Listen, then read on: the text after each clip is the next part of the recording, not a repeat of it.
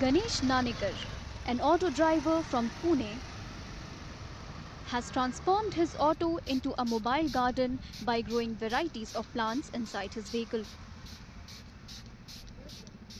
Ganesh said that he and his wife love growing plants and they came up with the unique idea which has received a good response from passengers.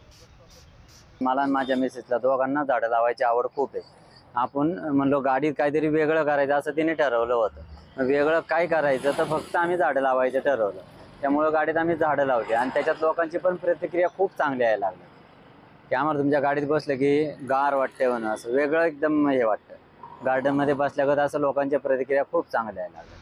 Ganesh, who has been driving an auto for the past 18 years, said that the plants not only make the vehicle attractive, but they also helps passengers beat the heat. लोकांना खूप म्हणजे असं एकदम त्यांना आनंद होतोय.